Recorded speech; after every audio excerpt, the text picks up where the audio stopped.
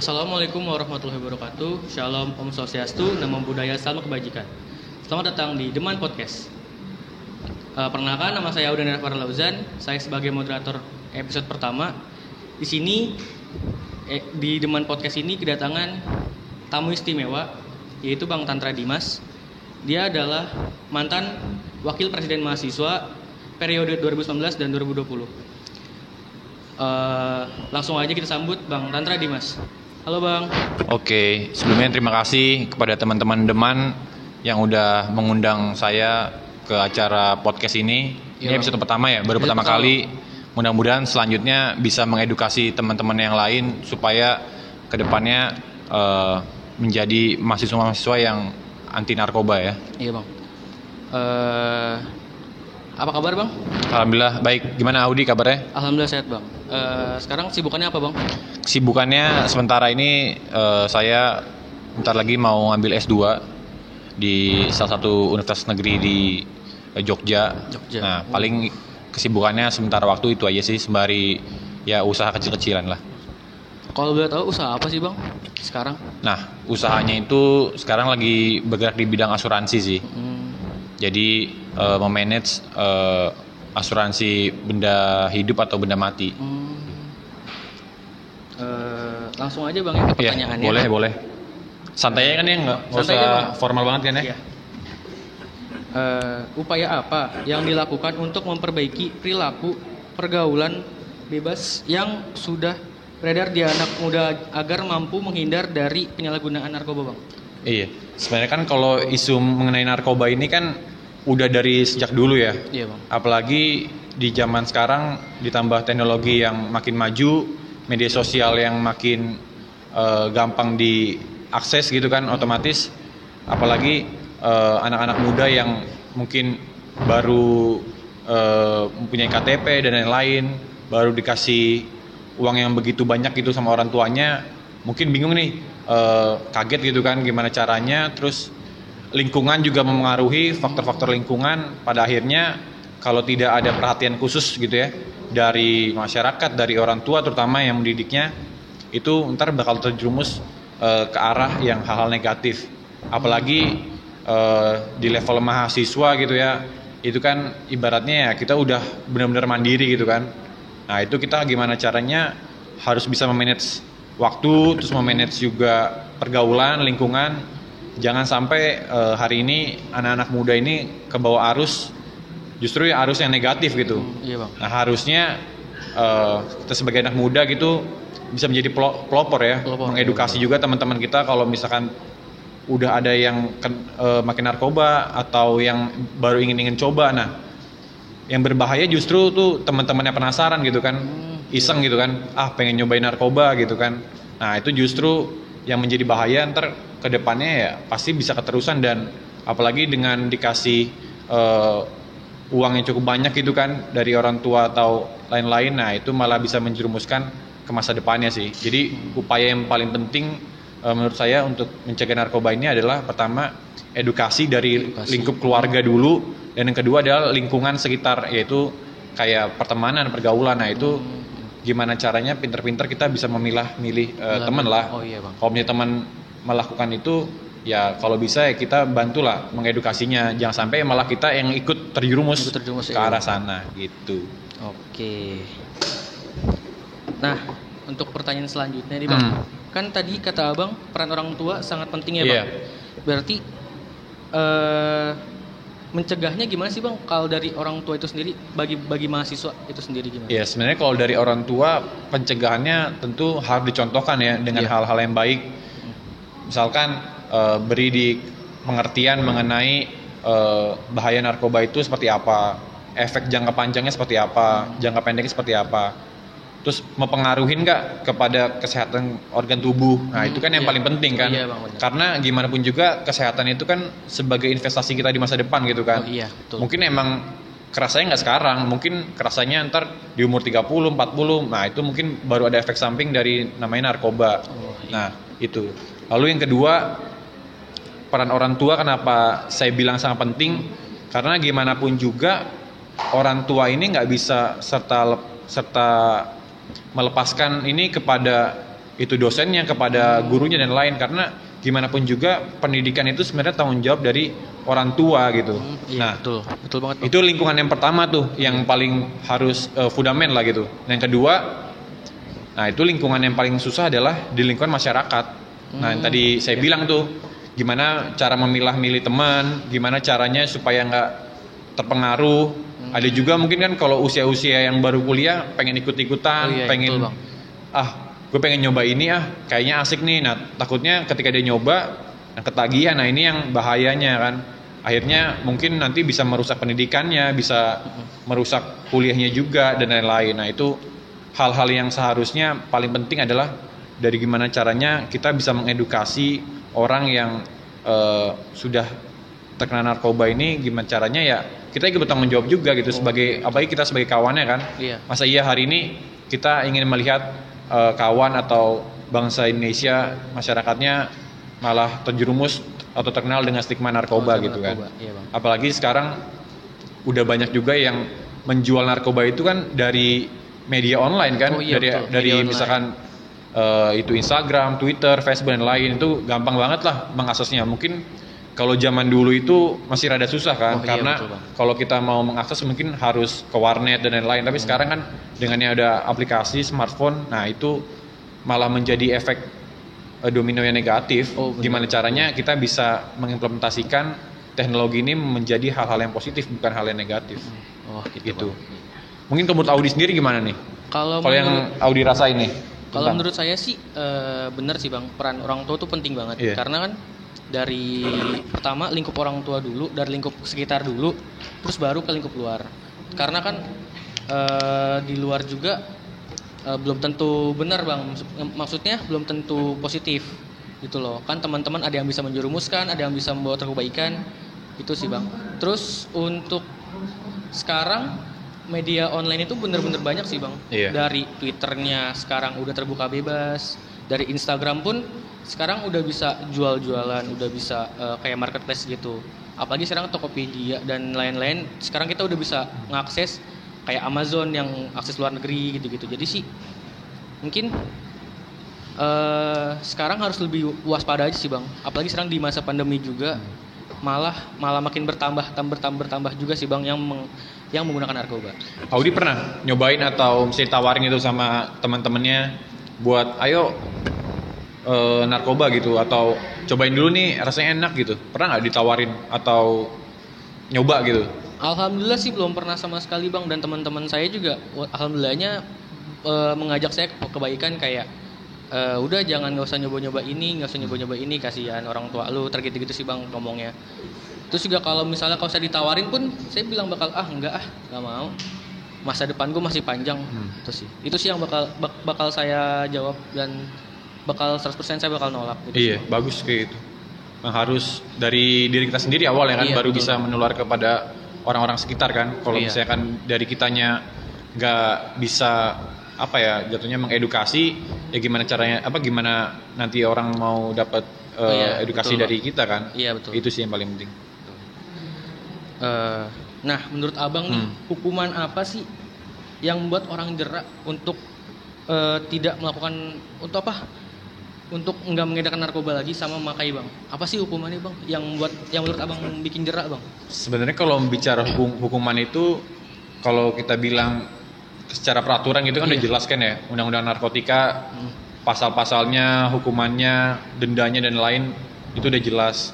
Nah kalau bicara hukuman itu belum tentu orang yang makin narkoba terus ibaratnya ketangkep sama aparat itu dihukum masuk penjara, belum tentu dia jerak kan. Mungkin betul, banyak salah satu kasus gembong narkoba gitu, sebut saja misalkan Freddy Budiman gitu kan. Dia itu masih bisa mengendalikan narkotikanya di dalam penjara loh, yang ibaratnya ya penjaranya tuh udah di Nusa Kambangan sana, yang ibaratnya udah kelas berat gitu kan. Tapi dia masih bisa mengendalikannya. Itu kan berarti penjara bukan salah satu solusi yang paling tepat sekali gitu. Mungkin memang solusi, tapi bukan menjadi solusi paling tepat. Terus juga kalau misalnya narkotika biasanya kan ada rehabilitasi, tapi kan ada beberapa peraturan yang emang bisa direhabilitasikan. Nah, direhabilitasi juga sebetulnya baik gitu kan. Tapi baik lagi setelah direhabilitasi ada juga kok orang yang masih menggunakan gitu kan. Berarti kan belum sangat baik juga rehabilitasi kan. Tapi mungkin salah satu pencegahan di situ. Nah, sebenarnya yang efek paling bagus hukumannya itu adalah hukuman sosial sih. Hukuman sosial Bang ya. Kalau menurut gue hukuman sosial, kenapa? Karena ketika kita kena hukuman sosial, otomatis psikis atau psikologi kita tuh bakal terganggu gitu. Oh iya betul. Ibaratnya kita main dan lain-lain, terus ya teman-teman udah tahu nih kita narkoba, otomatis kan kayak di dalam diri kita kayak ada perasaan terkucilkan gitu kan. Nah, itu malu, mungkin gitu, salah satu hukuman sosial. Nah, tapi jangan juga teman-teman yang udah menggunakan narkoba gitu ya, malah kita jauhkan. Kalau kita jauhkan, ya dia udah nggak ada harapan untuk yang ngasih semangat lagi, motivasi. Oh iya betul Bang. Nah, makanya dari itu kalau bisa tadi yang bilang edukasi memang hal yang terpenting gitu. Hal terpenting Bang ya, benar. Sebelum pencegahan. Nah, kalau ketika orang itu sudah terjerumus, nah itu mungkin akan lebih berat lagi ketika orang itu belum terjerumus. Makanya iya betul Bang. Edukasi itu menjadi salah satu hal yang terpenting sih sebelum melakukan upaya hukuman yang berat ya. Kalau menurut gue sih sanksi sosial sih hukuman yang paling tepat. Sosial Bang.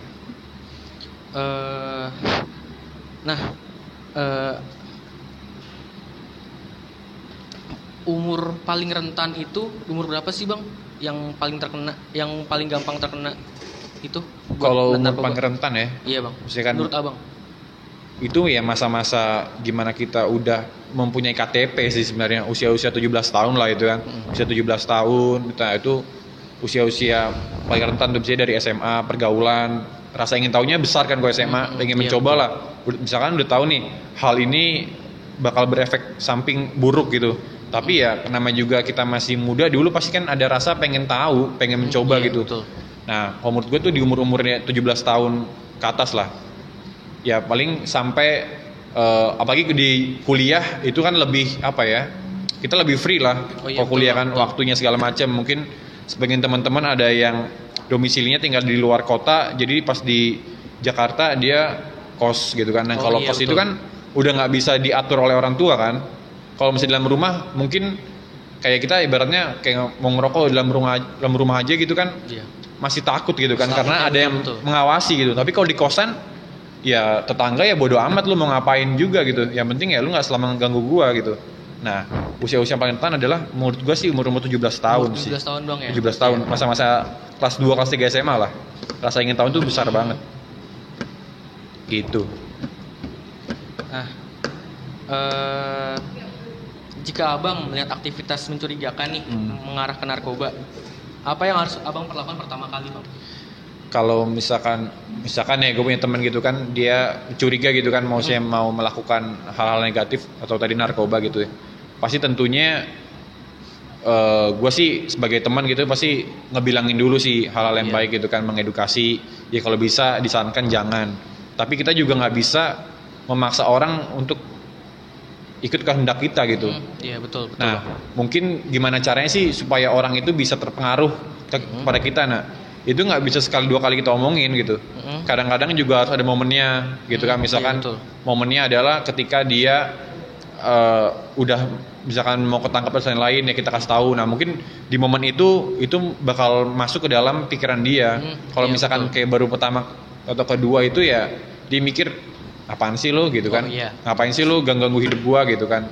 Tapi ya namanya kita sebagai teman pasti ingin melihat temennya itu ya sukses lah gitu. Iya betul. Itu sih paling. Abang kan sibuk nih ya dari dulu itu kan Abang sebagai wakil presiden mahasiswa. Iya. Nah, Abang pernah nggak sih kayak dengar kalau narkoba itu bisa nambah semangat atau doping? Abang pernah untuk kayak pengen mencoba nggak sih Bang?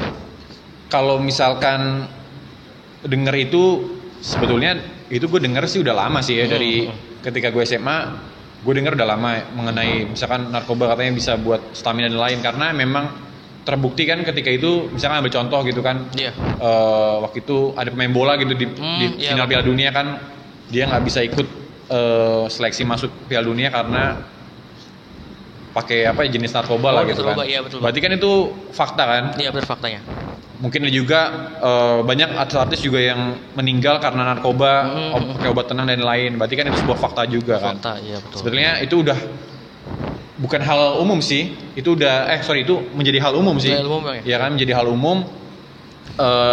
Dan juga kalau nanya percaya apa enggak, ya gue sih nggak terlalu percaya banget ya, karena gue nggak pernah pakai dan juga gimana caranya gue ngasih tahu gitu kan, karena gue belum nggak pernah pakai kan. Oh iya betul. Ini doping apa enggak? Tapi kalau menurut menurut hal umum gitu ya, nah itu menjadi sebuah doping gitu. Tapi doping, Bang, mungkin jenis-jenisnya beda-beda kali ya. Iya, betul. Karena kan contoh misalnya narkoba, misalkan ganja gitu kan, mungkin buat medis tuh boleh gitu kan. Tapi ada ukuran-ukurannya. Oh dan iya, juga takarannya. ada di beberapa negara juga itu kan legal juga kan. Contoh Iya, misalkan betul. di Belanda gitu kan. Tapi ya sebulan maksimal sekian gitu kan. Iya, Nah, betul. mungkin di Indonesia yang ditakutkan adalah pertama menjadi penyalahgunaan gitu. Nah iya betul. Menjadi efek samping nanti kedepannya ya menjadi generasi penerus-penerus yang negatif dong. Itu sih paling. Karena nggak semua hal juga narkoba itu buruk juga, karena Nah iya betul. gue percaya gini, setiap Tuhan menciptakan segala sesuatu yang ada di bumi ini pasti itu memiliki manfaat, salah satu memiliki manfaatnya gitu. Gak semua hal negatif. Balik lagi gimana caranya kita itu bisa menggunakannya secara bijak, secara benar, sesuai aturan yang ada gitu. Lah, jangankan narkoba, kalau misalkan hal lain, contoh misalnya kita makan kebanyakan gitu kan, Iya betul. itu juga nggak dianjurkan juga kan, Iya, betul, karena Bang. ada efek samping, sakit perut dan lain-lain. Jadi segala sesuatu yang ada di dunia ini sih gue percaya itu ada hal baiknya jika digunakan dengan cara yang tepat. Itu sih kalau menurut gua. Menurut lu gimana? Kalau menurut saya sih Bang, itu nggak baik sih Bang ya maksudnya. Dan juga efek sampingnya juga sih, bener sih. Seperti yang Abang bilang tadi, efek sampingnya. Terus juga untuk coba-coba sih saya mungkin enggak sih Bang. Dan juga kan kalau untuk sekarang ganja itu kan bisa buat medis. Jadi menurut saya sih kalau buat dipakai gini-gini saya mungkin enggak sih Bang. Mungkin kalau saya buat jaga kesehatan, buat itu mungkin saya istirahat, jaga pola makan, pola tidur. Itu sih Bang kalau saya. Iya, mungkin nanti yang nonton di podcast ini kan bisa nyampein juga kan, menurut mereka tuh bener nggak sih kalau misalkan narkoba ini bisa buat doping dan lain-lain gitu. Nah, nanti harapannya ntar bisa di-share kan hasil dari teman-temannya apa kan? Ya, gitu. bisa komen di bawah juga untuk nanti yang nonton. Banyak nih yang mudah-mudahan nonton ya. Amin. Nah, menurut Abang sih apa sih Bang? Kayak kan Abang kan sibuk juga nih. Abang kan sibuk, terus juga gimana sih cara Abang jaga pola hidup sehatnya dan juga supaya nggak kecapean sih Bang? Kan Abang kan juga katanya nggak menggunakan narkoba gitu Bang ya. Dan juga Abang sangat untuk apa? Sangat tidak katakan tidak untuk narkoba Bang ya. Apa sih Bang? Iya. Sebenarnya gini sih. Sebenarnya gimana cara kita memanage waktu aja sih. Iya. Tentu kalau misalnya aktivitas banyak, tentu harus juga dikasih gizi atau nutrisi yang cukup juga gitu kan. Iya betul. Nah tapi sedikit gue sharing, ketika dulu misalkan berorganisasi memang kebanyakan kita makan sembarangan sih. Oh iya. Bukan berarti kita nggak mau makan yang bergizi ya, tapi ada kalanya juga misalkan kita makan malam gitu kan baru kelar aktivitas ya, yang ada bukannya cuman kayak mie, kayak nasi goreng dan lain-lain gitu kan. Nah sebenarnya itu kan nggak baik itu kan kalau makan di malam-malam kan. Tapi ya apa yang boleh buat, kalau misalnya kita nggak makan malah kita nanti takutnya malah sakit kan. Sakit betul Bang. Jadi ngimbanginnya tuh biasanya kalau gue itu ketika day off sih, misalkan hari Sabtu Minggu di rumah, nah itu gue manfaatin tuh buat makan makanan yang bagus, yang baik gitu. Baik ya, Bang, ya. Jadi jangan sampai karena aktivitas kita padat ya kita jadi lupa nutrisi juga sih. Gitu sih. Iya. Nah teman-teman tuh dengerin. Nah Abang Dimas berarti Abang jaga pola makannya itu sama olahraga, itu paling penting. Bang ya, olahraga Bang ya. Emang setelah berorganisasi sih biasanya sih gue tetap olahraga sih. Karena menurut gue paling penting sih, walaupun itu cuma 10 menit ya atau 5 menit, yang penting itu ada setiap hari tuh komitmen aja buat olahraga gitu. Gak usah harus yang sampai kita nge-gym dan lain gitu. Kayak misalkan kita push up di rumah berapa kali, itu cukup juga. Yang penting tuh otot kita tetap bergerak dengan baik aja. Jangan sampai kita makan tapi dikeluarkan dengan olahraga. Nah, takutnya Bang. itu malah menjadi obesitas kan di usia Iya, yang betul. masih muda, itu sayang banget sih. Iya bang. Nah teman-teman tuh dengerin ya apa yang kata Bang Dimas. Nah dan juga abang denger nggak sih bang kayak sekarang banyak artis atau selebgram yang menggunakan narkoba. Iya, Itu banyak kan. menurut abang gimana sih bang?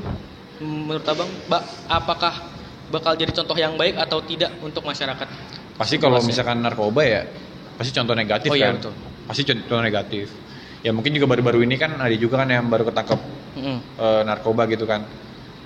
Kalau artis sih biasanya sih kalau misalkan gue baca artikel atau baca berita gitu ya katanya sih buat obat penenang aja sih karena aktivitas mereka padat, mereka nggak bisa tidur, terus juga mungkin supaya bisa melek terus ya salah satunya ya menggunakan narkoba itu. Katanya sih gitu sih, tapi ya tentu itu menjadi contoh yang jelek ya karena Iya, gimana pun betul. juga mereka kan public figure kan sebagai Iya, benar. contoh gitu kan masyarakat. Ya kalau misalnya public figure-nya aja melakukan hal negatif pasti masyarakat tuh jadi cerminannya. Oh iya betul. Itu sih. Makanya ya kalau bisa ke public figure-nya memang buruk ya kita inilah anak-anak muda ini ya bisa menjadi pelopor. Apalagi kan di Deman ini kan emang tugasnya kan mengedukasi kan gimana caranya ya khususnya teman-teman Trisakti kan supaya Iya, betul. kalau bisa ya stop narkoba. Stop narkoba bang ya. Nah dengar teman-teman, jangan menggunakan narkoba karena itu hal yang nggak baik sih. Nah menurut abang apa sih kan misalnya kan kalau artis itu udah dari misalnya rehab nih bang, Iya. udah keluar itu apa sih sarannya kalau dari masyarakat untuk artisnya itu misalnya kan kayak ada kayak omong-omongannya ini itu negatif lah apalah supaya ngedrop lagi gitu sih. Gimana sih bang cara memotivasi artisnya itu kayak Iya. sarannya gitu sih bang buat masyarakatnya? Biasanya kan Lebih- kalau di Indonesia ya, kalau misalkan artis gitu kena narkoba, apalagi artis terkenal gitu kan, banyak lah pengikutnya gitu kan, public figure. Biasanya dia menjadi duta anti narkoba gitu kan, biasanya kan. Iya biasanya. Nah, seharusnya ketika si artis ini sudah pernah rasanya direhab, di penjara gitu kan, seharusnya dia bisa sharing gitu. Apa yang ketika dia ada masuk ke dalam bui atau rehabilitasi ya dia bisa sharing rasanya seperti apa. Nah, otomatis ini bakal menjadi cerminan di masyarakat juga gitu. Apalagi kalau misalkan artis ini yang kena ini yang tadi gue bilang Iya. pengikutnya followersnya banyak Iya, gitu kan. banyak, Bang. Nah seharusnya itu dia benar-benar bisa memanfaatkan situasi itu sih. Karena ibaratnya yaudah cukup gua aja nih yang ibaratnya terjerumus ke hal negatif. Nah lu sebagai followers gua nggak usah ikut-ikutan deh karena ketika dia sharing bla bla bla bla bla kayak gitu sih. Dan tadi gue bilang kalau misalkan artisnya aja udah hal negatif, jangan sampai kita menjadi followers yang apa ya, followers yang flat lah gitu ya, yang emang kalau si artis ini pakai ini kita ikut, tapi ya gimana caranya kita bisa menfilterisasi lah, supaya supaya gimana caranya hal aja yang baik aja diambil, yang negatifnya ya jangan Ya, gitu. jangan, Bang, ya, betul. Jangan kita menjadi followers yang kayak gue bilang yang flat, yang flat, cuma ya, ngikut-ngikut betul. doang tapi nggak mempunyai kebebasan beropini. Yang ngikutin arus aja bang ya? Iyalah. Ngikut arus. Emang artis favorit itu siapa nih kalau di Indonesia? Kalau artis favorit untuk ini sih kalau saya Raffi Ahmad sih bang. Nah kan dia waktu pernah di ini Iya, juga kan? pernah tahun Direhabilitasi berapa kan? gitu lupa. Nah. Kalau saya sih ngikutinnya karena dia berusaha keras sih bang, kerja Iya. kerasnya sih yang pengen apa yang saya ambil gitu. Bukan yang masa lalu gelapnya. Kalau masa gelapnya ya udah itu masalah dia, itu ya dia udah berubah, dia udah nggak begitu ya buat apa diurusin lagi, itu sih bang kalau saya. Iya. Pasti kan tentu juga ketika misalkan si Raffi Ahmad misalkan waktu itu pernah direhab kan lu juga nggak serta-merta ngikutin juga Iya, kan. betul, Jadi betul. kan nah ya kalau bisa menjadi followers yang baik seperti itu sih. Iya betul bang. Nah gitu guys, pokoknya jangan makan narkoba karena itu hal yang nggak baik sih, dan juga jangan contohin teman-teman artis yang misalnya udah kena narkoba. Kalian jangan contohin itu karena nggak baik, karena ya buat apa makan narkoba gitu. Nah menurut abang Iya. hidup berprestasi tanpa narkoba itu gimana sih bang? Kayak apa sih enaknya gitu? apa sih benefitnya? Hidup berprestasi tanpa narkoba gitu Iya. ya. Sebetulnya bukan menjadi sebuah bukan menjadi sebuah hal yang terlalu diapresiasi sih menurut gua, Iya. karena memang ya kita sebagai manusia yang punya akal baik gitu ya, tentu kita nggak bakal nggunain narkoba gitu. Emang tujuan kita hidup tentu bermanfaat buat banyak orang gitu kan. Pertama itu, kedua berprestasi tentu manfaatnya itu kan pertama pasti ngebanggain keluarga, Iya, ya betul. kan, buat diri sendiri, buat masa depan nanti misalkan buat kalau misalnya lu punya anak lu gitu kan. Makanya gue bilang sebetulnya bukan menjadi sebuah appreciate banget sih, karena memang itu suatu keharusan menurut gua. Karena kan tadi gue bilang kita hidup Iya. itu harus bisa bermanfaat buat banyak orang gitu kan. Banyak orang. Bukan artinya kita hidup cuma mencari materi doang gitu kan, misalnya kaya raya dan lain, tapi kalau kita kaya tapi nggak bermanfaat buat orang, Buat orang, ya itu buat buat apa gitu. Betul, Karena betul. manfaat itu kan menjadi ibaratnya menjadi menjadi kunci amal lu nanti Amal, ketika iya, betul. lu di akhirat kan itu. Jadi menurut gua nggak terlalu yang diapresiat banget sih, karena itu merupakan suatu kewajiban, keharusan Iya, kewajiban yang harus dilakukan oleh, ya apalagi kita kan apalagi menuju Indonesia 2045, Indonesia 2045 emas gitu kan. emas, Nah iya. tentu Bener sih. ya kita sebagai milenial gini kan, bonus demografi kan kita paling banyak itu persentasenya ya Iya. kan, otomatis ya kita mayoritas gitu. Ya sekarang tinggal mayoritas maunya apa gitu kan. Otomatis minoritas pasti akan mengimbangi mayoritas gitu. Oh iya, betul. Kalau misalnya mayoritasnya negatif, minoritasnya pasti Negatif. negatif. Jadi kan ya kita lah sebagai kaum milenial yang menjadi cerminannya. Milenial, Gen Z gitu-gitu kan. Iya, Itu betul. kita. Nah guys, kalau ingin berprestasi dan prestasi itu bukan cuma tanpa narkoba, tapi emang keharusan sih guys. Makanya kita harus lebih bermanfaat bagi orang lain. Gitu. Iya. Itu sih, Bang. Tapi kalau lu sekarang kuliah semester berapa nih? Kalau saya semester 2 bang. Semester 2. Iya, semester 2. Berarti belum terlalu ngalamin kuliah secara ini ya. Belum terlalu bang. Iya, karena pas ketika lu masuk tuh udah pandemi ya. Udah pandemi bang. Berarti belum ngerasain rules-nya Trisakti ya.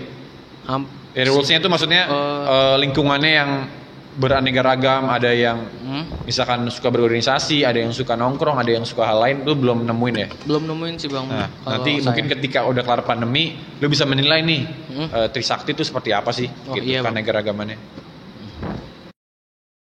Nah, menurut abang, gimana sih cara paling efektif untuk kayak menghilangkan aktivitas atau kalangan aktivitas penggunaan narkoba di kampus sih bang? Gimana? Nah itu tuh menjadi hal susah ya, Iya, Bang. karena mungkin di usia yang kita kuliah itu kan gue ngerasa sih kita mempunyai sebuah ego yang tinggi. Jadi ya kita ngerasa gue paling bener gitu kan. Misalkan ada orang lain kayak ngasih tahu gitu kan, mungkin ada juga yang langsung dikucilkan atau itu kan, apa ini orangnya so suci banget sih, so bersih banget sih. Nah itu menjadi sebuah tantangan, apalagi teman-teman misalkan dari Deman gitu kan. Iya, Nah itu betul. tantangannya banget gitu kan. Iya, Gimana tantangan caranya? Ya udah, kalau bisa ya narkoba di Trisakti tuh nggak ada gitu kan. Kan bisa juga kerjasama sama pihak kampus juga kan gitu iya, kan, betul, bisa, untuk Bang. memfasilitasinya kan. Nah itu susah sih, memang jujur itu susah buat mengatasinya. Tapi gue yakin kalau teman-teman punya tekad, teman-teman punya komitmen, punya semangat juang yang tinggi, gue rasa itu bisa tercipta dengan baik sih. Iya bang. Nah, tinggal pilih sekarang teman-teman mau berjuang apa enggak gitu. Tentu di dalam berjuang kan ada fase naik turun kan Iya, gitu naik kan. turun, bener, Nah, Bang. ketika teman-teman lagi berada di fase di bawah gitu, teman-teman masih semangat nggak buat naik ke atas, pasti banyak bakal dikatain sih. Tapi ya udah jalanin aja rules yang kalian punya. Itu sih menurut gua. Iya. Betul. Gimana?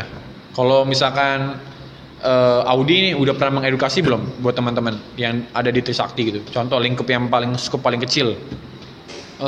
Kalau saya sih belum bang, karena kan saya masih baru jadi anggota sih bang. Mungkin kedepannya mungkin saya bakal lebih mengedukasi juga, lebih lebih apa ya? Lebih kayak aware aja sih sama lingkungan. Lebih kayak kalau ada apa-apa ikut, kalau ada kayak seminar itu saya bakal lebih ikut, dan juga saya lebih mengambil mendalami informasinya lagi supaya saya bisa supaya edukasi lagi ke orang-orang banyak gitu sih Bang. Iya. Kalau saya. Kalau bisa sih saran gitu ya. Iya. Kalau menurut gua sih buat hal-hal edukasi itu menjadi yang menarik gitu kan. Jangan misalkan cuman dari misalkan kajian doang gitu kan. Salah satunya ini bagus nih podcast gitu kan, karena sekarang lagi zaman juga kan podcast. Nah itu bagus tuh, menjadi terobosan yang baik pertama. Kedua, manfaatin media sosial gitu. Contoh, mungkin bisa juga ngebuat video-video yang contoh misalnya yang terkena narkoba, masa depannya seperti apa, yang masa depannya seperti apa. Biar ada rasa ketakutan tersendiri buat teman-teman ketika ingin mencoba hal-hal negatif gitu. Karena mungkin generasi kita itu gue rasa bukan orang yang tipikal suka ngebaca sih. Dia lebih suka menonton ya. Nonton gitu dan mengerti.